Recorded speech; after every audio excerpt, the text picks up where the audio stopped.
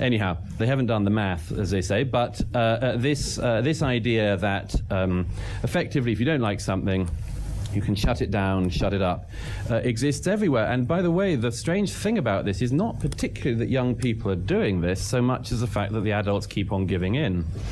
You'll probably have seen the video from Yale University last year where a group of students surrounded one of their professors and were yelling and effing and blinding at him because, in the words of one of the students, this, by the way, happened because they were unhappy about a Halloween party.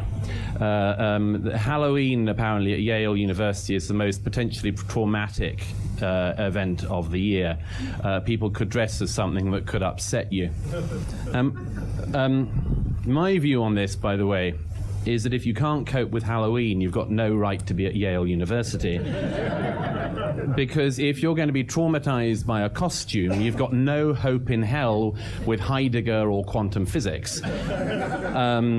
These are the people who say that they want to leave their seminars in law classes if rape is mentioned, who will go on to discover, if they are unfortunate enough to become a lawyer in later life, that they're no damn use as a lawyer, because if they were representing a client who'd been raped, they'd have to leave the courtroom with their hands over their ears.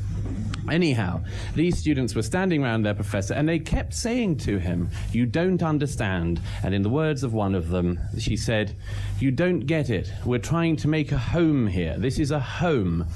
The remarkable thing about this was that nobody, not even the professor, turned round and said, "No, it's not. This is a university. It's very different from a home. If you want a home, you can go back to your mummy and daddy. You can go back and hide under a duvet, but this is a university. It's the best chance you're going to have in your life of getting new ideas, getting access to new information, being challenged, and instead of actually using that period to do all of these great and noble things, you've decided to cause it yourself and shut your eyes and ears." Now, it seems amazing to me, as I say, that so many times across the Western world at the moment, it's the adults who don't say to the kids on this, "You're wildly wrong, you're way out of line on this, and you don't know what you're doing." And they don't. They give in.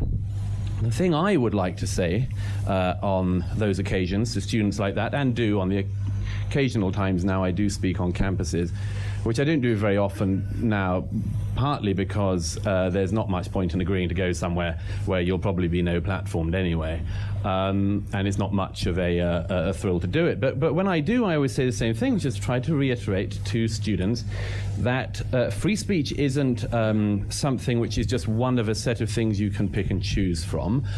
It is the absolutely central right upon which every other right is based. And that awareness of that, it strikes me, is disappearing all the time.